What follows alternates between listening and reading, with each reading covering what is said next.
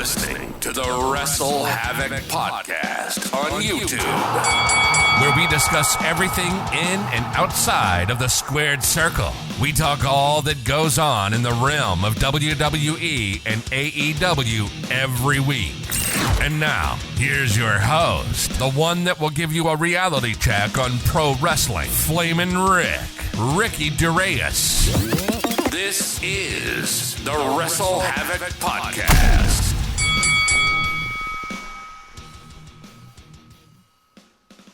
What's up, everybody? It is Flamin' Ricky Duraeus, right here on episode 18 of the WrestleHavoc Podcast, in which we discuss everything in and outside of the squared circle. We got a lot of things to talk about right here on the WrestleHavoc Podcast. Of course, we are going to be talking about the aftermath of the premiere of AEW Collision. We got a lot of backstage news on that. There is a very positive reaction to AEW Collision. We're going to be talking about CM Punk's promo as well. Apparently, that backstage promo was approved by AEW when he basically mentioned, of course, the Young Bucks, calling them counterfeit Bucks. All that stuff going on. We're going to be talking about that as well. Plus, we're also going to be running down the Forbidden Door card. Of course, Forbidden Door is this Sunday. It's crazy to think, man. We got a pay-per-view this Sunday, and also in 2 weeks, we got, or I should say 1 week from, I believe, the Sunday. No, 1 week from Saturday is going to be Money in the Bank. And, of course, that is going to be featuring the Bloodline Civil War when Roman Reigns is teaming up with Solo Sikoa to take on the Usos at the O2 Arena in London, England. It's going to be absolutely insane, man. I am 100% excited for both shows. I mean, Forbidden Door is looking absolutely stacked, as well as Money in the Bank. Both of those shows I'm primarily really excited about, especially for Money in the Bank, because of the fact that Money in the Bank is going to be taking place in London at the O2 Arena. And you guys know, man, the UK fans, man, they're the most passionate fans in all of wrestling. So the reactions are going to be top notch when we when we get to that show. But we're gonna be talking about all this and much more right here on episode 18. Before we get into all this craziness, make sure to like and subscribe to the WrestleHavoc Podcast right here on YouTube, in which we discuss everything in and outside of the squared circle. Make sure to like and subscribe for more content, and as the freaking referee would say, ring that damn bell for more notifications. Also, if you guys had missed it, the AEW Collision review is up on the channel. I talk about, of course, CM Punk returning after 10 months to cut a passionate pipe bomb promo. I called it a pipe bomb promo because there was a lot of shit that CM Punk stated in that promo. It was a very good opening segment. Of course, he calls the Young Bucks counterfeit Bucks. That was a little shot right there to the Elite. We had a bunch of fuck the Elite chants. Chicago is crazy in this show. Of course, we also had the main event of CMFTR taking on Bullet Club Gold and Samoa Joe. Samoa Joe and CM Punk were in the same ring at the same time for the first time in almost like 20 years, which was absolutely insane. Overall thoughts, it was a great show. But if you guys haven't checked out the AEW Collision review, the link will be in the description below. As well as the WrestleHavoc Podcast Extra, I talk about CM Punk's ESPN interview that dropped the day before Collision, and I talk about how, once again, the wrestling media looks absolutely stupid, in which they did. You know, guys like Wade Keller, those guys really look stupid because they basically overhyped this, basically stating, oh my God, this is going to be, this is going to be seen in a negative light. Meanwhile, when the ESPN interview dropped, nothing really out of the ordinary that was really negative came off as like damaging to AEW.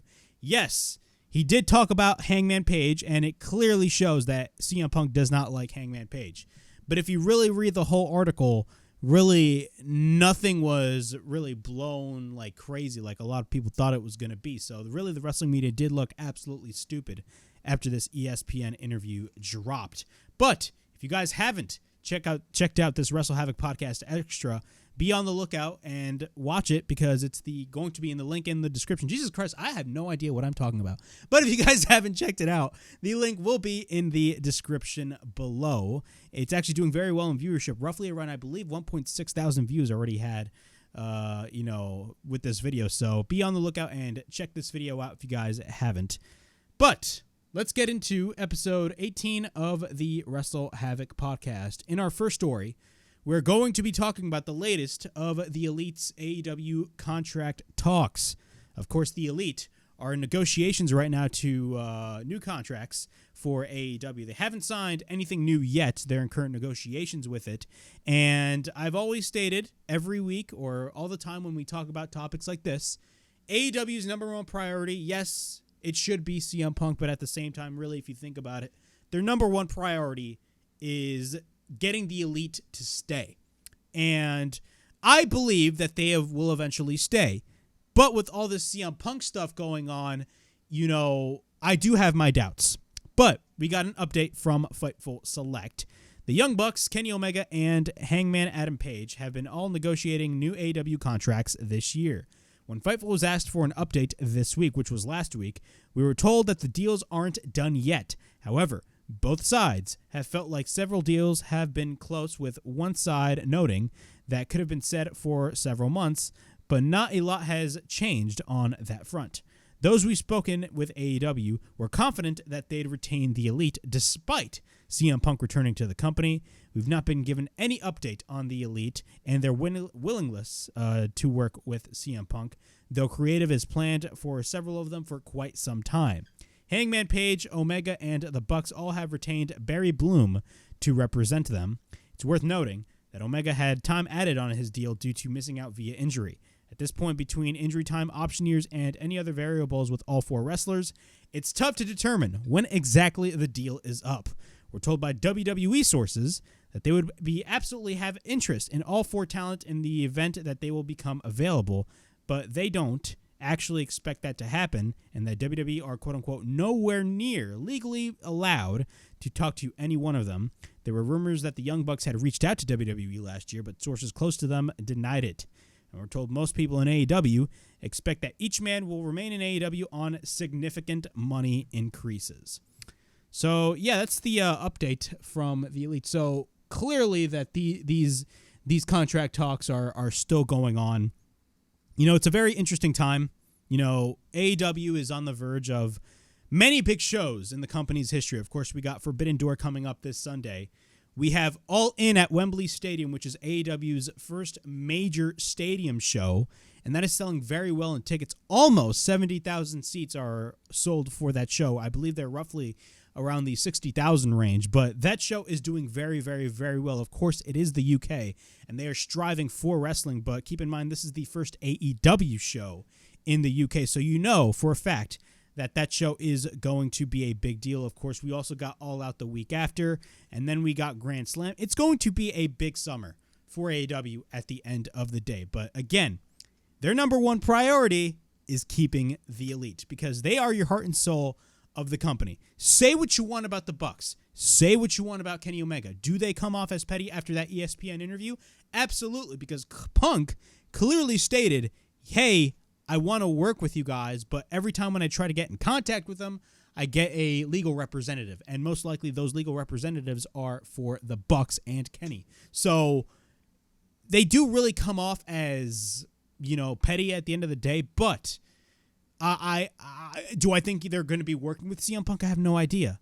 But what's more important right now is the contract talks. Keep in mind, CM Punk went on Collision and called the Young Bucks counterfeit Bucks. In that ESPN interview, CM Punk clearly talked about how he did not like Hangman Adam Page, and Hangman Adam Page is a part of these negotiations. This is all happening at the same time that they're renegotiating new contracts for the Elite. So that is actually a very interesting note. But do I think they will eventually stay with AEW? Absolutely. Do I think there could be a chance that they would jump ship to the WWE? Absolutely. I mean, if AEW eventually loses the Elite, if they do, man, because we don't know if that's going to happen, we're going to have to wait for at least the end of the year. I mean, Kenny Omega, his contract was supposed to be up earlier this year, but what happened was Kenny, you know, he was out due to injury for all that time, and he had time added on his deal. So, honestly, when it comes to Kenny Omega's status, I mean, it's a very interesting note, but I mean, I do think the Elite will stay with AEW. I mean, they themselves know that even with all this bullshit happening, you know, they know that they're the heart and soul of the company, and they know that, hey, we got to stick together with this. But who knows what they are thinking in their head? Do I want the Elite to work with CM Punk and hash things out? Yeah. Is that near with happening? Possibly not. And I think it's a shame because there's a lot of money to be left. There's a lot of money to be made when it comes to that feud. But I don't know, man. Contract talks are more important right now. And I don't know what's going to happen, man. But it looks like right now, very positively, the Elite are going to be staying with AEW, man. Because AEW cannot afford to lose Kenny Omega and the Young Bucks after Cody Rhodes left last year. And Cody Rhodes had all the intentions. I 100% side with Cody Rhodes. I mean, a large portion of those negotiations definitely did have to do with money. Apparently, Tony Khan did not really see in the value of Cody Rhodes, when they brought in Adam Cole, Bryan Danielson, all those guys in the summer of 2021. And Cody's stock in AEW went from here all the way down to here. And you know how Cody's last months in AEW were. I mean, he was getting booed out of the building, but if you really think about it, Cody Rhodes definitely made the right decision on going to the WWE. Look where Cody Rhodes is now. You may judge him creatively when it comes to his direction, but Cody Rhodes is one of the top stars in that promotion right now. He's one of the top stars of WWE and one of the top draws in WWE right now. The audience is absolutely loving Cody Rhodes right now, and there's no signs of that stopping. And Cody Rhodes is a much bigger star for himself right now. So good on Cody Rhodes for leaving AEW. I think, him leaving AEW was definitely the right decision for his career. But when it comes to the Young Bucks, what's funny is that there was a lot of hypocrites when Cody Rhodes left AEW. Those the same people that hated Cody Rhodes legitimately, not his creative direction, that did not like Cody Rhodes legitimately, immediately became Cody Rhodes fans when he jumped ship to the WWE.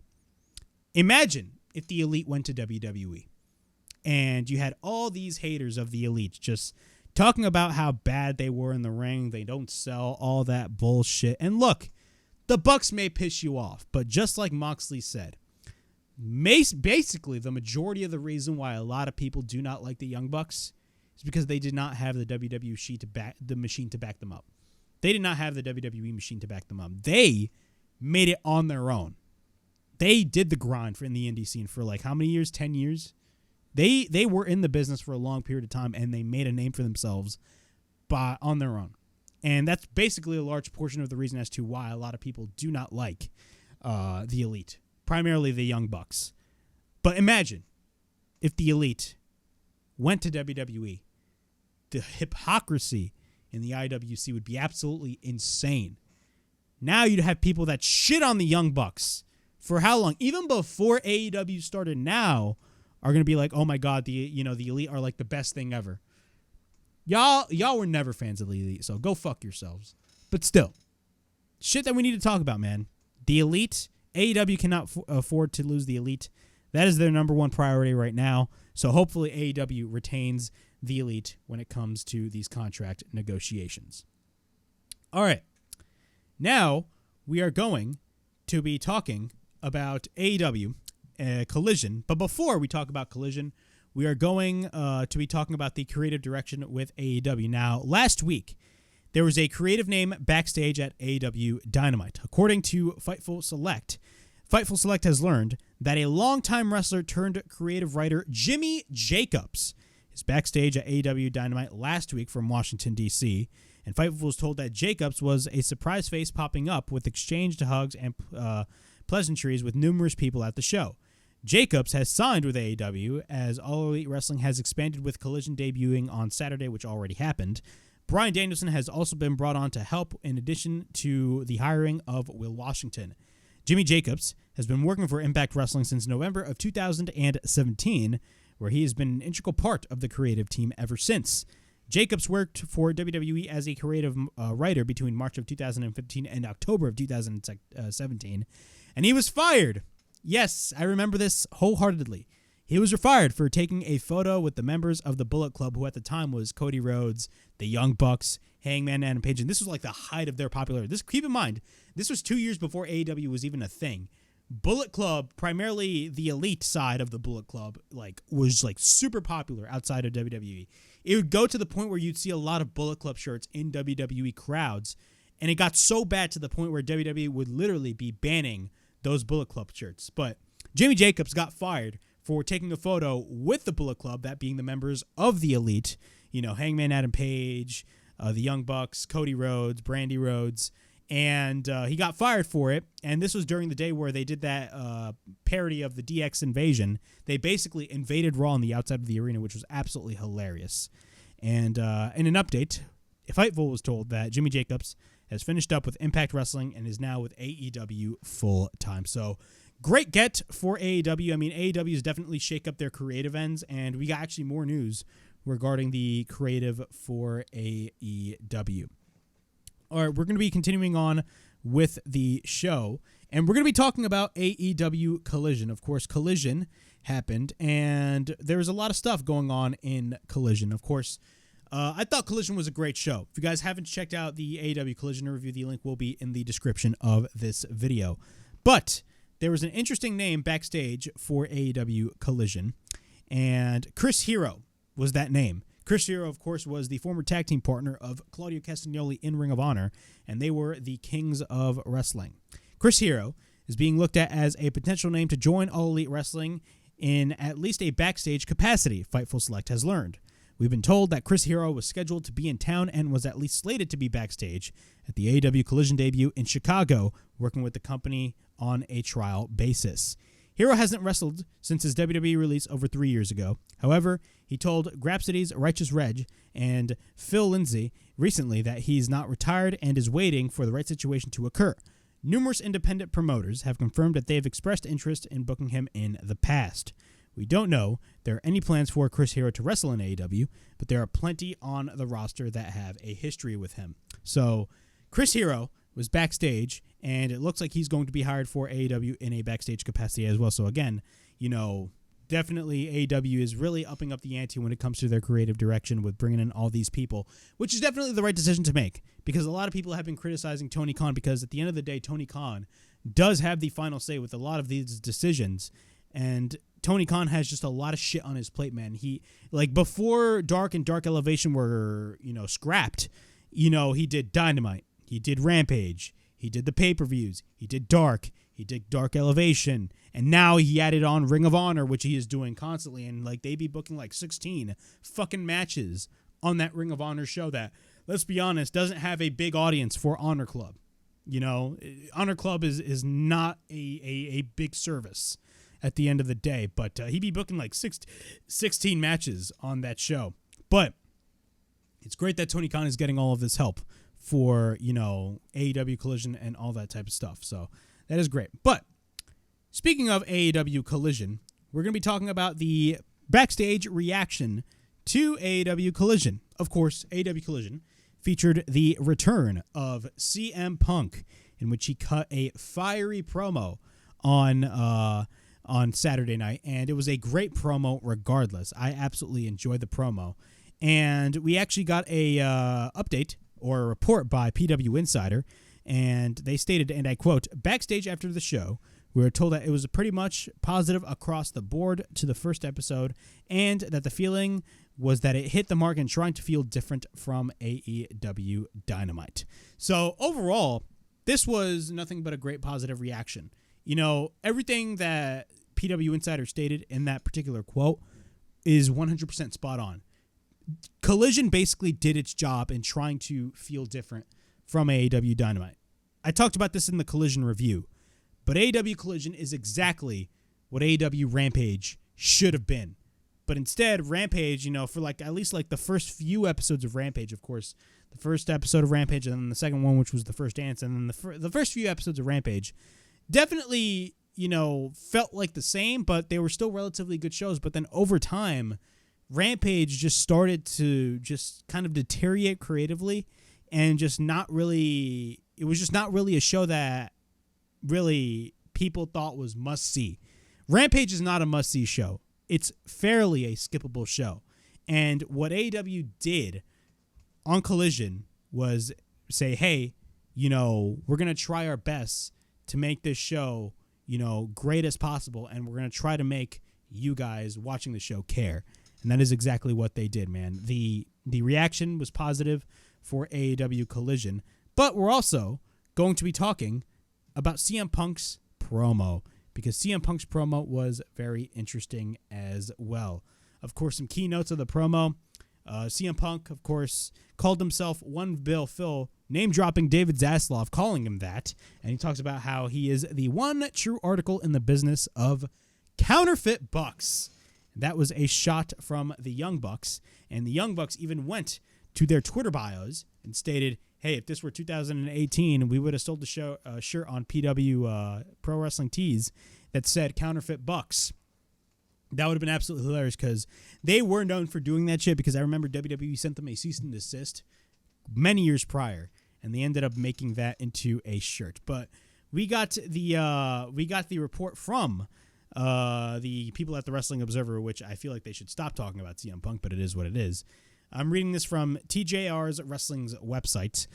Dave Meltzer noted on the Wrestling Observer Daily Update that the line had been approved by management, and rather than being surprised by the allusion to the Young Bucks, he was more surprised by the allusion to the supposed $1 billion deal that had been reported AEW was signing with Warner Brothers Discovery.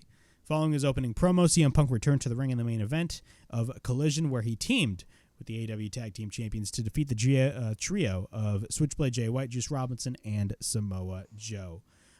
Reports have suggested that Punk could be back on screen in Chicago Wednesday night on AEW Dynamite, which is actually very true. But before we get into that, we're going to be talking about that. That promo, man, approved by AEW. Now, this is exactly what Meltzer says. Take anything you take, Meltzer says with a grain of salt, because, he may not be telling the truth at this point. But who knows? I mean, I believe there was a report that stated otherwise, so we really do not know what is true. But one thing that Punk is very much known to do is blur the lines between fantasy and reality. Do I think we will eventually see CM Punk and FTR versus the Elite, maybe at a show like Wembley Stadium? Yes, I do. But at the same time, we also got to look at it from a reality point of view, and there is a portion of me that thinks, hey, we're probably not going to be seeing this match anytime soon. I think it's clearly shown that Punk and, the Elite are not fans of one another. Primarily, Punk and Hangman. Punk made that very clear in that ESPN interview. He does not like Hangman Adam Page. Hangman, of course, cut that promo that pissed Punk off. He thought that Hangman was going to be shooting on him at Double or Nothing, which I thought was absolutely fucking ridiculous. But that is exactly what CM Punk thinks. What's funny about that is we got no actual comment from the Young Bucks, Kenny Omega, or Hangman Adam Page when it comes to this matter. And what's funny about that is the Young Bucks kind of looked bad after that ESPN interview. They look like they are the bad guys, which is insane to think, but that's what it looks like, because Punk clearly stated, hey, I wanted to talk to the Young Bucks, but all I got was a legal representative telling me, hey, you cannot talk to these people. Most likely suggesting that those legal representatives are representing the Elite. So I don't know what the hell is going to be happening at the end of the day. But I believe, I genuinely believe this, man. I feel like we're possibly going to be getting that match. I just do not know how they're going to be going about it. A lot of people are, there was a lot of reports stating that the Elite already have a lot of stuff planned for the next couple of months. I mean, that very well have been true, but we just do not know. But at the end of the day, I just want all parties to just stop being fucking petty and just work together and make money, because at the end of the day, that is what's more important. At the end of the day, professional wrestling is a business. And if you want your business to thrive, you got to give the fans what they want. And this is the biggest elephant in the room, and all the fans want to watch CMFTR taking on the Elite at Wembley Stadium. Could you imagine the atmosphere in London for that? It'd be absolutely insane. But Fightful Select also talked about Ace Steel. Ace Steel was in Chicago, but he was not in attendance at Collision or any of the shows as of right now. He's signed to the company and helping out with CM Punk's storylines. He's sitting in for Lars of the Wrestling Perspective podcast in June, Mondays on Fightful. So Ace Steel was definitely, not, he was in Chicago, but he was not in Collision. Now, this is coming from the reports of Ace Steel, that was basically what caused this whole riff, when it came to CM Punk's return. Ace Steel. Look, I understand why they brought back Ace Steel now. Do I agree with them bringing back Ace Steel? No, because it sets a bad example. And Ace Steel, absolutely, out of the entirety of the situation, deserved to get canned. He did. He absolutely deserved to get canned. But it set a bad example when they brought him back. But Ace Steel is not going to be... He was not present at the AEW Collision show, and he's only going to be working most likely remotely when it came to CM Punk stuff. So that is the mini update right there from Fightful when it came to Ace Steel. We actually got interesting news for this week's AEW Dynamite. Collision, of course, is off to a hot start, and we might be in for the same on Wednesday. As expected, and this is, of course, coming from Fightful Select, the Young Bucks, Kenny Omega, were not in Chicago. Wow. Shiver me shocked. We're not in Chicago for AEW Collision on June 17th. However, we've heard that they might not be in Chicago at all because AEW Dynamite is actually going to be in Chicago at the Wintrust Arena this Wednesday. As expected, of course, the Bucks and Omega were not in Chicago for Collision on June 17th. However, we've heard, that being Fightful, that they might not be in Chicago at all, and that indicates for this week's AEW Collision or Dynamite at the Wintrust Arena. Fightful has been told that there were pre-tapes done to progress some of their angles, but that there's a good chance that they're not in the arena. Instead, CM Punk may be showing up this Wednesday, though not officially announced as of this weekend. Those close to Punk claimed that he was planned for the June 21st show. Punk made his return to wrestling on the June 17th episode of Collision. CM Punk could possibly show up this Wednesday on Dynamite. What do you think could happen? Is he going to go and confront MJF? Because he mentioned the dog collar match. He had a bag with most likely the AEW World Championship inside of it. We do not know. But interesting progressions, man. CM Punk could show up on Dynamite this Wednesday, and the Bucks are not going to be there. So it looks like this beef is actually fucking real, and this shit hasn't been resolved. So what the hell is going to happen if, it's a pay-per-view and everybody is in the same arena together? What the fuck is going to happen? Are we going to have a similar situation like the media scrum? I don't know. But this whole thing with the Bucks and CM Punk, man, it's petty bullshit that just needs to end. Delegating this guy to this show and delegating the other guy to the other show is just not going to help the situation. It's just not. I don't give a shit what anybody says. It's not going to help the situation at all. It's only going to make it worse. Because what if you have a pay-per-view and both guys are in the same building? What the fuck is going to happen then? You're going to separate them when they fight? I don't know. Hash things out, for fuck's sakes. Do business, please. Good God. It's millionaires fighting against millionaires, bro. Like, what is there to be upset about? Over fucking Colt Cabana. Stop. Shut the fuck up. I botched that word, but whatever. Like, shut the fuck up. Like, bro, this whole situation is fucking bullshit. But whatever. We also got news on the AEW apparently roster split. The apparent roster split about, that was supposed to happen, but it looks like that is not going to be the case. Fightful Select reported as far back as a month ago, there were preparations and details sent out to All Elite Wrestling indicated that there would be two distinct rosters for Collision and Dynamite. However, there were special exemptions to be made, especially for the champions.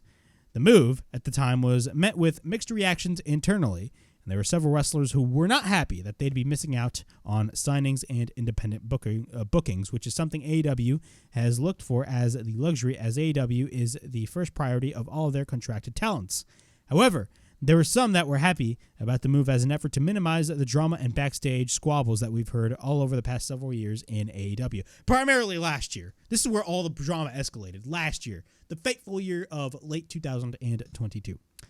Originally planned for a hard split, some on the roster were then told that it'd be a softer split. And this is where all the conflicting reports happened, because when there were reports about a roster split, there were so many different conflicting reports within the dirt sheet saying, oh yeah, they're going to do a hard roster split and they're not going to do a hard roster split. So honestly, which one is it?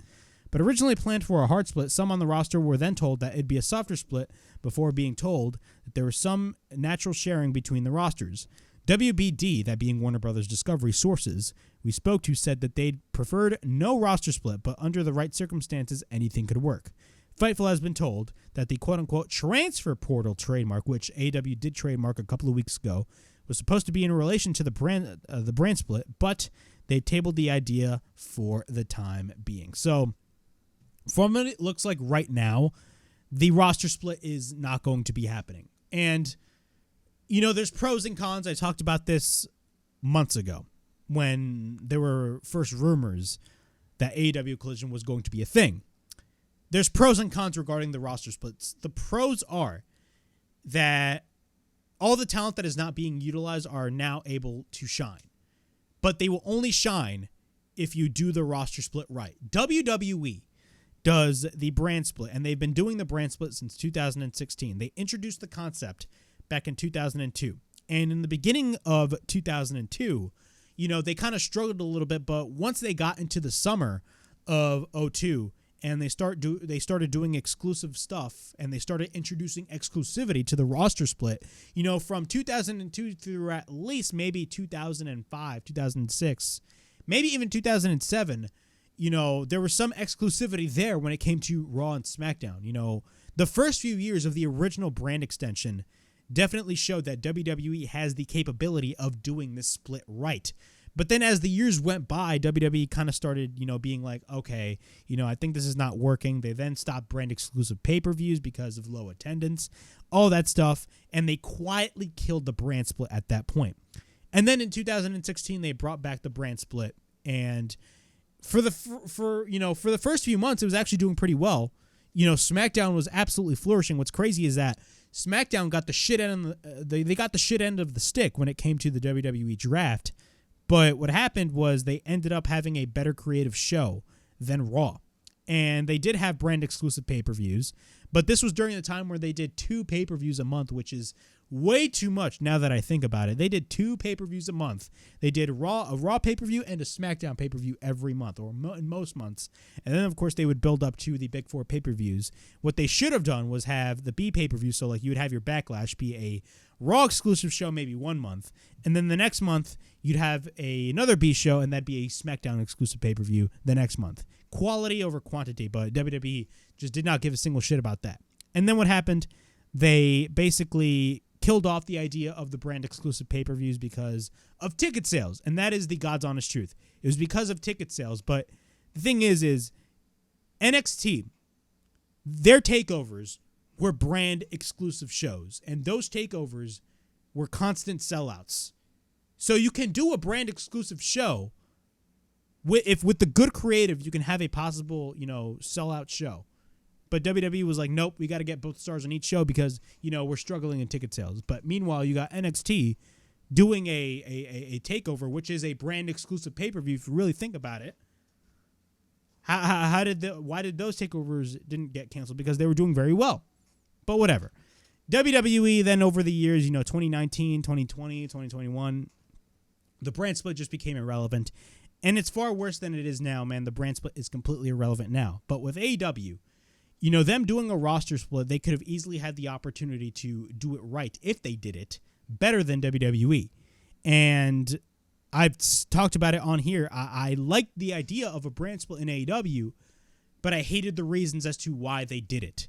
And the reason why I don't like the idea of why they wanted to do this was because of the nature of the circumstances. You have talent that do not like each other, and you're going to separate them, from each show. You can't run a business like that. You just cannot. Because then it shows that, with all due respect, you're running a sloppy shop. And you can't, like Taz said on Dynamite a couple of years ago during the pandemic, you guys are running a sloppy shop. Clearly shows with all the drama going on, look like you're running the sloppy shop. But they're not going to be doing that.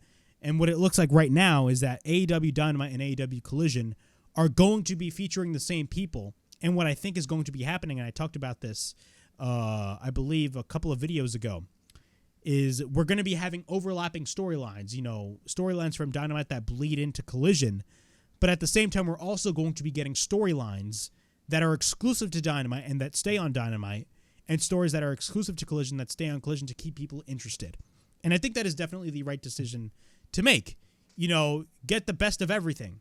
with both shows. And the positive that came out of Collision was the fact that Collision looked completely different than Dynamite. The format of the show I felt different than Dynamite. The presentation, the commentary, everything about that felt different than Dynamite. If they can keep that momentum up for Collision could be a success. Now, the thing about it is we don't know what the ratings are going to be for Collision. So once the ratings come out, we're definitely going to be seeing, the actual demand for this show. But my prediction on what the ratings could possibly be, I predict maybe roughly around 900,000 viewers. Maybe 900,000, 800,000, and I'll go out on a limb and maybe we'll get 1 million viewers. But we're going to have to wait and see. I mean, CM Punk is the top draw in AEW. I don't give a shit what anybody says. He is the top draw in that company. But the ratings don't come out yet. Hopefully, we'll get the ratings when they come in. But if it's the premiere of Collision, I assume it's going to get a relatively good rating. But roughly, I predict 900,000. I mean, in this day and age, 900,000 is not bad. What's funny about that is you got people comparing the AEW ratings to WWE's ratings. I'm going to be 100% honest with you guys.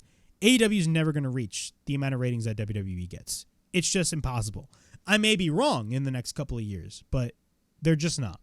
They're just not. I remember when AEW was first starting, and people were making predictions about the very first Dynamite on TNT. I predicted roughly around 1 million viewers were going to be watching that show, and I was right. The first Dynamite got 1.4 million viewers. That is their limit at that point. But you can't just base a business off of just ratings. You got to base it off attendance, and AEW's attendance in the U.S. is not really that good. But Wembley Stadium, they're doing great financially at the end of the day. So AEW is 100% fine. They are a healthy number 2, and they should stay a healthy number 2. You're never going to top WWE at the end of the day. But yeah, those are my thoughts on all of that. Now we're going to be shifting our gears to Money in the Bank and Forbidden Door. We're first going to be talking about Forbidden Door. Of course, Forbidden Door is going to be taking place this Sunday, and it's going to be a freaking awesome show. I am so freaking excited about what we are going to be seeing at Forbidden Door, because if you really think about it, this second Forbidden Door is everything. If you look at the card, it's basically everything what last year's Forbidden Door was supposed to be. But last year's Forbidden Door, the biggest problem with last year's Forbidden Door was, number one, the build, but it was really kind of not their fault because they didn't have all the talent that they wanted to have. And that was the biggest takeaway from that Forbidden Door show. But at the end of the day, Forbidden Door ended up being a fucking success. It ended up being one of the best pay-per-views of 2022. And now Forbidden Door is possibly on the verge to being the best show of 2023. But we're going to be listing off the card for Forbidden Door. This card is absolutely stacked. It doesn't have a lot of matches on the card yet, but holy shit, the confirmed matches are insane. We got MJF taking on Hiroshi Tanahashi. Now, what's interesting about this is that MJF on Dynamite backstage after his match against Adam Cole stated that he is probably going to be no-showing that show. Now, I've seen a lot of people on Twitter talk about the possible idea of MJF actually no-showing the show. Now, don't take my word for it. A lot of people on Twitter, I didn't come up with this. A lot of people on Twitter came up with this assumption. But what if MJF, no-shows the show and actually doesn't show up and wrestle Hiroshi Tanahashi? And his replacement could be CM Punk, and he could bring out the AEW World Championship, and CM Punk can call himself the actual AEW World Champion. I don't know. That's a great possibility. But if MJF versus Hiroshi Tanahashi, which is now official by AEW, if you really think about it right now, they have already officially announced the match. It's going to be a great match. It's pretty obvious that Hiroshi Tanahashi right now is past his prime. But MJF is going to make Hiroshi Tanahashi look like $1 million. Like, this man is going to sell his ass off when it comes to this match. So it's going to be a great match regardless if it happens or not. Even though it's official, MJF did flat out say, hey, I'm possibly going to no-show that show because, New Japan is a rinky-dink indie fed from Japan. It's funny how he calls it an indie fed. Meanwhile, they do shows at the Tokyo Dome every January. We got Sonata versus Jungle Boy, Jack Perry, for the IWGP World Title. I'm not really that familiar with Sonata, but it was kind of a random match because Sonata officially, when they aired that video package on Dynamite, stated that he was going to have an open challenge. If you call that match an open challenge, shouldn't you keep the opponent secret? But no, they didn't. Jungle Boy ended up accepting the challenge, so it's probably going to be a good match regardless. We got the American Dragon, Bryan Danielson, taking on the Rainmaker, Kazuchika Okada. A dream match at its finest. It's going to be a fucking fire match, man. Those two men are going to tear the house down. And a lot of people are talking about, oh my God, where's the story of this match? If you really think about it, Forbidden Door is the story itself. Because it's New Japan guys coming to AEW to face off against the AEW guys. So it's New Japan versus AEW. That is exactly what it is. That's the story itself. And Bryan Danielson, even every time when he's on commentary during a Blackpool Combat Club match, he's like, hey, I'm the best wrestler in the world, not Kazuchika Okada. The story is very simple. Everybody's talking about where's the story because of how good the Bloodline storyline is. And trust me, the Bloodline storyline is the best story in wrestling. If anybody tells you otherwise, they're lying to your fucking face. But Jesus Christ, tone the shit down. And of course, we got Kenny Omega taking on Will Ospreay for the IWGP US title. This is the rematch, of course, from their Wrestle Kingdom match this past January. And overall, this was a fucking phenomenal. This is a phenomenal, match to be announced. And honestly, if you guys haven't watched the Wrestle Kingdom match, bro, they fucking murdered each other. They murdered each other so bad. And what's funny is that Will Ospreay has been cutting promos about Canada, talking about how he does not like Canada. Bro, Will Ospreay is going to get legit fucking heel heat when he goes into that Scotiabank Arena. It's going to be insane. But from what it looks like right now, that match is going to be main eventing Forbidden Door. And honestly, it doesn't really matter if you have Danielson versus Okada or Ospreay versus Omega. Can you run the risk of one match being better than the other? Yes, and that is the con when having two banger matches. So one, unfortunately, is going to maybe have to be in the middle of the card, and the match that follows it, unfortunately, is going to get the short end of the stick. But I wouldn't be mad if either one of those two matches main evented the show. I wouldn't really be because, again, those matches are just going to be fucking classics. But that is the Forbidden Door card so far. It's going to be a great show regardless. And, of course, I am going to be covering that show right here on the WrestleHavoc podcast.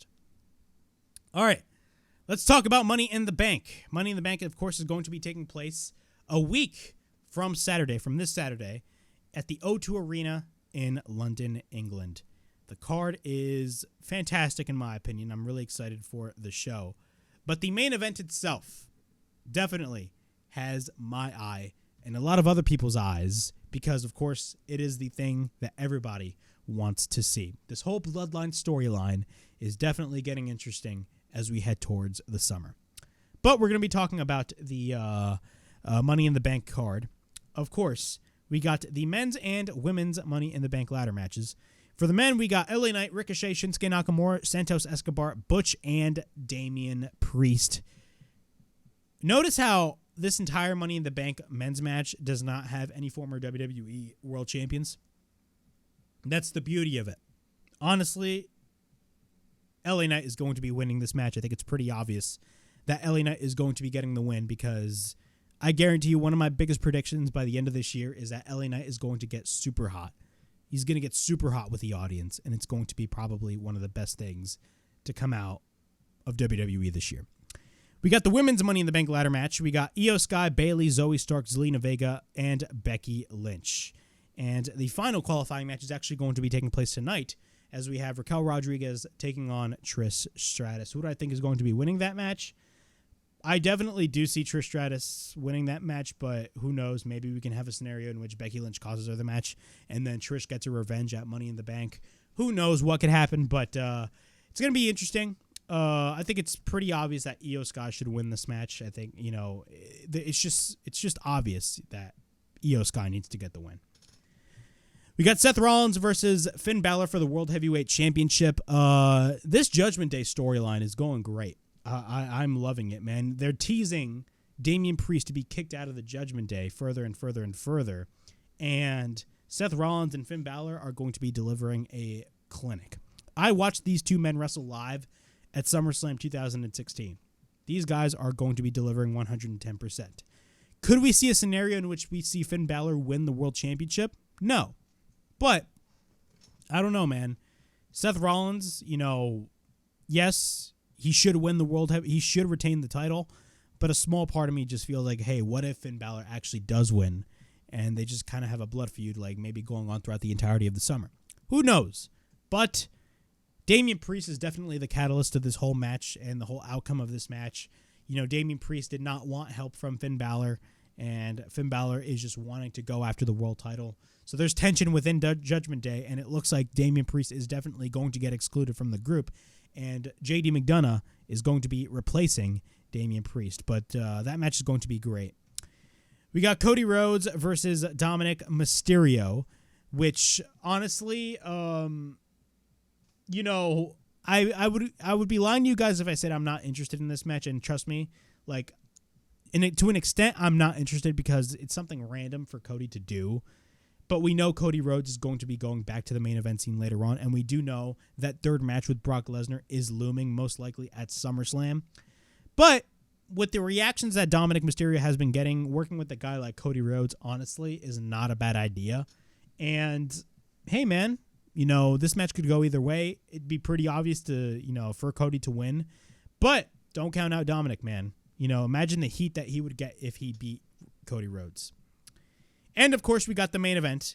We got Roman Reigns and Solo Sikoa taking on the Usos. The Bloodline Civil War is going into full fruition. And this, especially since it's happening in the UK, bro, we're going to be in for something that we are never going to be forgetting. This match, the graphic itself, whoever created this graphic that you guys see right here, right now, holy shit. I don't know about y'all, but bro, give those guys a raise because I want that poster now. I want to put that poster up on my wall. Very, I don't want to say sports oriented, but it looks like a freaking, boxing match, like a boxing poster that you would see. And I love those types of posters. Holy shit, bro. This poster looks so fucking awesome. But aside from the poster, this match is going to be a classic. People are saying the Bloodline is over. And yes, the Bloodline, if you really think about it, is no more. But the story itself is not over. This shit is going to be bleeding throughout the majority of the summer. And even whoever comes out of this match, either Roman Reigns and Solo or the Usos, we're still going to be getting a one-on-one match between Jey Uso and Roman Reigns. And that match is going to be most likely, in my opinion, at SummerSlam. But the 3 years of build-up for this match and for the payoff that happened on Friday on SmackDown, every time when something big happens when it regards to the Bloodline, the reaction is just huge. The reaction is just huge. And that it goes to show you that people are invested in what they are watching. And that is the beauty of the story. And it's possibly one of the best stories that WWE has ever told. Probably the best story that WWE has ever told. Right now, we're in the phase of the story where it's the downfall of Roman Reigns. And it's the downfall of the Bloodline. Shit's going to get interesting, man. I always talk about this every closing segment on SmackDown. Because at this point, almost every closing segment on SmackDown is a Bloodline segment. This shit is must-see television. Absolutely must-see television. And honestly, I'm fucking excited for this match, man. This match is going to be a freaking classic at Money in the Bank. But yeah, that was episode 18 of the WrestleHavoc Podcast. We definitely talked about a lot of things on the show. We talked about Collision. We talked about Money in the Bank. We talked about Forbidden Door, CM Punk, the creative direction, all that type of stuff. But, of course, we got Monday Night Raw happening tonight. Am I excited for Monday Night Raw? Not necessarily, but we're going to see what happens on Raw tonight. Of course, we got Dynamite on Wednesday, SmackDown on Friday, and now Collision on Saturday. So be on the lookout for all of those reviews. Of course, be on the lookout for my Monday Night Raw review. It's going to be up by tomorrow, so be on the lookout for that. And yeah, that was episode 18 of the WrestleHavoc Podcast. Please like, subscribe, comment down below. Push that bell for notifications and be on the lookout for more videos right here on the WrestleHavoc Podcast, in which we discuss everything in and outside of the Squared Circle. Make sure to like and subscribe for more content. And as the friggin' referee would say, ring, ring, ring that damn bell for more notifications. And as always, it is Flamin' Rick, Ricky DeRays, signing out. I'll see you guys for Monday Night Raw.